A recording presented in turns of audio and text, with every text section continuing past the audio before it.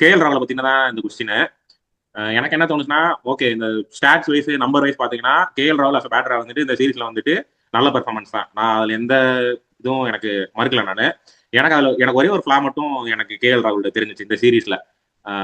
நிறைய இதுக்கு முன்னாடி சீரீஸ்லாம் வந்துட்டு பொசிஷன்லாம் மாத்திட்டு இருந்தாங்க. அவருக்கு சூட்டபிளான பொசிஷனை 5 மேட்சுமே கொடுத்து அவர் ஓப்பனிங் இறக்கியாச்சு கரெக்டா. இந்த மாதிரி சூழ்நிலையில வந்துட்டு அவர் 500 ரன் அடிக்கணும், 700 ரன் அடிக்கணும், 600 ரன் அடிக்கணுங்கிறது நான் சொல்ல வரல.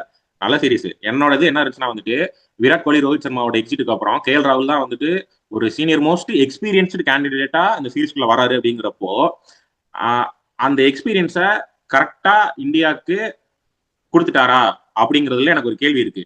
எந்த மாதிரி இடத்துல அப்படின்னா வந்துட்டு அவருக்குள்ள வந்துட்டு ஒரு சின்ன பயம், இந்த ஃபியர்லெஸ் ஆட்டிடியூடு அப்படிங்கிறது பிளிப்கார்ட்ல மட்டும்தான் வருதே தவிர்த்து பேட்டிங்ல வந்த மாதிரி எனக்கு தெரியல, ஃபீல் ஆக மாட்டேங்குது.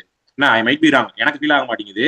ஏன்னா வந்துட்டு இந்த குரூசியலான டைம் இருக்குல்ல, லஞ்சுக்கு கொஞ்சம் முன்னாடி, டீக்கு கொஞ்சம் முன்னாடி, இதெல்லாம் வந்துட்டு இப்போ ரிஷப் பண்டோ, சாய் சுதர்ஷனோ, சுப்மன் கில்லோ அவங்கலாம் வந்துட்டு அவங்களோட டெம்பர்மெண்ட்டை இழக்கிறது, லேப்ஸ் ஆஃப் கான்சென்ட்ரேஷனை எனக்கு புரிஞ்சுக்க முடியுது.